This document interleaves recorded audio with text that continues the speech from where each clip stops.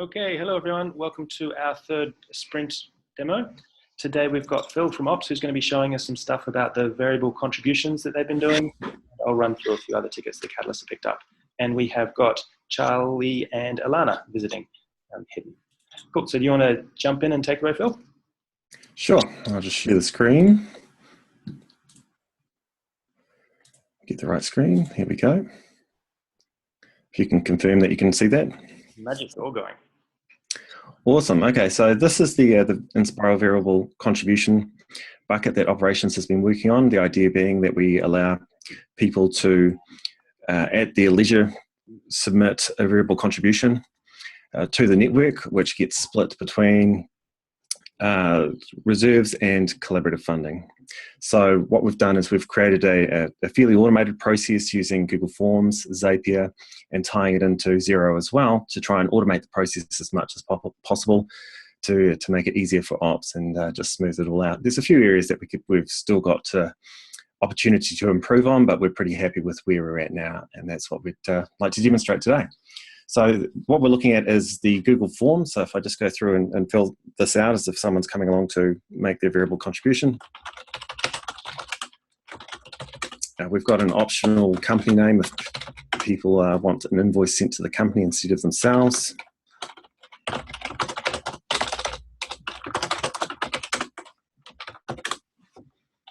Phone number. And we can select our amount. Let's go for 200. Actually 100. And we've got an option here that people can choose to whether they're making a one-off variable contribution or whether they'd like to do it on a monthly basis until they notify us to cancel that. So let's actually select yes for that. And we've got a place for people to leave some comments.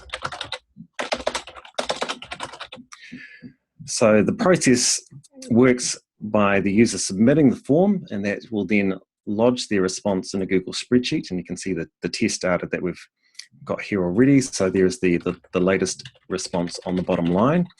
This is then triggers a Zapier app, one of our favorite automation tools, and you can see here that it only checks the Zapier only checks the Google spreadsheet every 5 minutes, so that variable contribution we've just put through won't turn up for a few minutes. But what happens is it will pick up the new line in the spreadsheet, and it will actually create an invoice in Xero, which we'll show you in a moment. And then it also creates a Trello card for operations to work through with a series of a checklist of action items in order to finish processing that variable contribution. So basically what happens is when Zapier picks up that new line in the spreadsheet, it creates an invoice in Xero, and this is an example of one that we did earlier. So it puts in the current date, adds 7 days for the invoice to be paid. It actually adds a reference of the name of the person making the variable contribution. If they've entered a company name, you'll see it puts it down here as well, so we can make adjustments. Adds a little description about what the invoice is for. So 50% goes to reserves, 50% to collaborative funding. Currently, operations is going to split this manually. So there's one line item here, and we'll split that into two. So it'll be one at $50 to reserves and one to another line for $50 to collaborative funding. There's another step that we can add in future, actually automate that further, but we're limited by Zapier at the moment, which only allows creating a single line item in Xero. You can see here we've put a little example description to give more detail on the invoice about how people can get more information. So we're going to create a page in the Inspiral handbook which details how the variable contributions work so that anyone making it can get more information. And we've got a note here, because it's a repeating invoice, it automatically sticks in the little note here that so that operations knows to go and convert this invoice to a repeating invoice that bills every month, which we can do in the invoice options here. And so once that's done, we can just approve it and then send the email to the user, and they will then receive the invoice and they're able to pay it directly to Inspiral Foundation. At the same time, Zapier also triggers a new card in one of our Trello boards, and you can see here that it arrives. And if we look at it, it's got all the details about the variable contribution, who the company name is, email, the amount, phone number, the comments they've made, Whether it's a repeating invoice, we actually link to the spreadsheet, so we've got easy access to the raw data, and we've got a checklist here that we can work through to ensure that we've fully processed the invoice. So convert it to a repeating invoice if necessary, approve the sales invoice and email it to the customer, process the received email in Xero and reconcile it, and then in my.enspiral we've got to do the transactions to 50% to reserves and 50% to collaborative funding. And finally, we add funds to the users' co-budget accounts so they have funds to use in the next collaborative funding round. And that is basically the process in a nutshell. We're pretty happy with it so far. We'd love to automate it further. Being operations, that's what we do. But there it is. Cool. Thanks for the demo. Jump the screen back to me. Okay. And at the end of the run through, we can do any questions folks have about the process. But we'll just do a quick run through first so that it's a bit shorter for folks who are watching on. And if you want to hang out questions, stay till the end. All right, so let's get this sharing now. Welcome to our beautiful improvements board. Today marks the time where we're taking it out of private beta out of public beta into ready for use. So we've kicked it through with a lot of I guess iterations and playing around with stuff. And today I want to show a few things. One is this filter up here. When you type something up here, you can start to just filter really quickly for things you care about. So I've started to make any tweaks to the improvement system cards in their own right. So you'll see today that here's one, which is issue 101, which was like, oh, let's make a new label for MVB. Because I noticed a few tickets were coming up which were specific to the board. And I also started to make another filter for ops, just so they could start to see the tickets which affect them. This one's pretty important because often when you're doing work at Enspiral, you can forget the impact it has on the ops team. Like if you start something, they need to maintain it. So making it really easy to tag any ticket which will affect ops so that they can be across it and have input into it and make sure it's going to work within their current budgets or extra money or all that sort of thing. So we've started to play around with that. Not all the tickets are tagged for ops yet, so if you see anything which impacts the ops team, feel free to tag it up and mention the team there. And the other one I made was the improvements itself. So we can really quickly say, oh, you want to see what's happening to the improvement system, or you've got an idea about the improvement system, then have just drop the improvements tag on that ticket. You'll also notice that this column up here used to be called review, and it's now called celebrate. This is directly in response to, I think it was Alana who started something, and it was called report and celebrate on improvements. And so review didn't feel right for what we wanted to do with that ticket. Or with a process where it's not about getting approval for work done. It's really about celebrating whenever someone does something cool around the network. So that's the purpose here. And that every sprint, we're going to be running through the tickets here, celebrating them, noticing any questions, and then moving them across to done. And that's the general workflow across the board. So that's the improvement stuff. Now, and here's the real-time contributions, which Phil was demoing. And now we've got I want to show this ticket here, which is like clean up the foundation reserves. So this was a ticket which me and Malcolm and some of the ops folks worked on around cleaning up how the reserves work in the foundation and just getting clear financial reporting on it. So now if we go across to the Enspiral Foundation, my.enspiral, you can start to see that we've got a few key buckets in or budgets in here. This collab funding account, which currently has $35,000 in it, this is all the money which lives in co-budget. So whether something's allocated or it's funded or it's pending allocation, this is where that money is accounted for against our bank account. And as money goes into co-budget or as money comes out of co-budget, this account goes up and down. So like it's a virtual, so co-budget is a virtual ledger for all the funds here.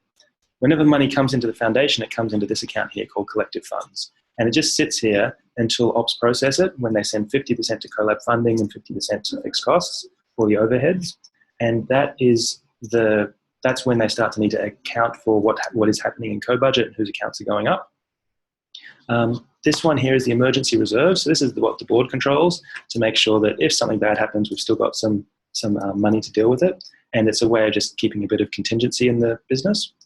Overheads is all the costs that come out of the business. So fixed costs and the ops team. And this is where the other half of money from collective funds go. And then once a month, this overheads account is brought to zero. So money will either go into reserves or will come out of reserves into overheads. And so reserves is sort of a dynamic amount, which is, this is the sort of the cushion we have to fund bigger projects in the network. And the agreement we have is that it's a member's decision to take money out of reserves. And it's usually for bigger projects than things you would normally run through co-budget. So these numbers are now all up to date, and the system's pretty simple and easy for ops to run. So that was the work we did on cleaning up the my.enspiral for the foundation. There's still a couple of old buckets we need to clean up. And I think that the collab funding is overstated a little bit until the final cleanup of the old buckets there is done. So it might be reserves goes up a little bit or down a little bit, but it's somewhere around there. And the board are maintaining this page in the handbook called Financial Transparency. So money, financial transparency in the left-hand nav. And here's where you can see a sort of a report about what the money looks like. So that this is a really quick place that people can go and see, hey, what's going on with money in the foundation. And so that's the main thing I wanted to demo from there. There were a few other little tweaks we did. Congratulations to Genevieve for picking up the first ever Help Wanted ticket in the improvement system. So if there's something that you want some help on or you think someone could pick up, you can just drop this Help Wanted tag on it. So this was a simple ticket of like, hey, make a private members channel on Slack just so members can talk to each other easier. And so Genevieve gets 100 Inspiral points for being the first person to pick that up. And that is pretty much our demo for today. There's a few, Malcolm did a bunch of work on the Inspiral Drive permissions as well. So this ticket was around, we used to have 23 people attached to different folders in Inspiral, and we've started to use Google Groups to manage this better. So there's contributors at Inspiral, and we can give them access to a whole bunch of stuff. And there's members and board and all these other groups, which means we only need to add someone to one spot and know that all their Drive permissions will be sorted. So we can reduce the amount of time people log into Google and say, I can't see something and need to request access. And we can also manage the securities we want. So that's pretty much what we got done in the last sprint. There's 15 tickets in progress at the moment. So you can jump in there and have a look and see what's going on. Just a reminder that you can see this improvements board by going to improvements.enspiral.com, and you'll need to get access through GitHub first. There is currently a discussion going on in the Inspiral in Lumio, called Inspiral Improvements, about should we make this GitHub board public or not. So the advantage of making it public would mean people can see it without having signed up and having been given access. Right now you can only see the board once you've gone through the sign up process. Makes it a little bit harder to engage with. And it also means that if it's public, people outside of the network can see what's going on in Inspiral. So it'll be like really upping our transparency game. And I think there's been a few people, Greg's mentioned something around, just being aware if we did make this decision, then the conversations will be public, and that might be a good thing or a bad thing. So if you have an opinion about this, come in here, have your say. And the system can work fine with it being private as well as public. And that's the final decision I think we need to make about the improvement system before we start automating the enrollment process with the ops team and doing work on the handbook and making it clear. So that ticket here for improvements, which is down here, develop the improvements list, that's getting close to being finished, and I'm hoping to wrap that up in the next sprint. The big thing Rich is working on is going to Europe and being an ambassador around there, and the Alliance experiment was probably a bit slower last sprint. I did more work on improvements, and that it will be the next sprint where I really want to lean into that. So that's our demo for today. Let's see if there are any questions from people about stuff that was shown or things that are going on, or any announcements that we've missed that you want to mention.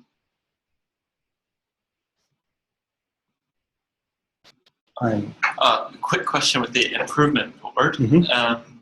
That you've got little numbers there, and I had a brief conversation with Malcolm about those numbers and what they mean. Maybe you covered it last time, but it might be interesting to know a little bit more about within the cards what the number means and how it pertains to whether it's bucket work or whether someone just runs and does it without any process around it. Cool. So Charlie was asking a question about these numbers on the tickets around estimating the size. So this is something that Waffle provides so that you can estimate ticket sizes. And you can see the numbers here. We're saying that 5 is about a day's worth of work as a rough thing, though often when you do this estimation, it's more about complexity rather than amount of time. So it's more like, actually, this is about twice as hard as that one or twice as complex. Not necessarily it will take twice the amount of time, because that can be sometimes hard to estimate. And up here, it adds up the total numbers. So this is really just an experiment to see what estimating feels like. There's no clear we have to estimate or not. And it's just a chance to see. And Simon said, hey, why would you estimate at all? Which is a great question. For me, some of it's around making people think about what's the work involved, or how much work will it take to deliver this ticket when they scope it. Another one is you can quickly look at the board and say, what's a big piece of work, what's a little one? And I think it's also when you have lots of people estimating, you have the discussion about, actually, I thought that was a 20 and you thought that was a 10. What are we thinking differently about it? And this is just experimenting and playing at the moment. So this one here is, there's a ticket around the estimating process. So if you're messing around with the board, feel free just to mess around with the numbers as well. I'm not putting too much weight onto them at the moment. They have no real material impact. It's just seeing if it's useful for us or not. Joshua, I have a question, if that's okay. How do you decide what to work on in terms of prioritizing within the Catalysts group? Like, how do you pick what's important to work on off this board? Cool. So we're running on a sprint process, and so today is the end of our 2-week cycle. We have the weekend off, and Monday afternoons we go through the board and we say, what do we want to do in the next sprint? And that's our sprint planning process, which is really just a discussion, and we're looking at what stuff could only we do, what stuff isn't happening that should, what's more important than other things, what things can we support other people to do. I don't think there's any clear formula. Okay. Cool. All right, so that's us for the sprint demo. My plan is to start making these videos public so that people outside the network can engage with, can see what's going on. And we'll keep going, and every 2 weeks, look forward to showing you what we're up to. Have a great day, everyone.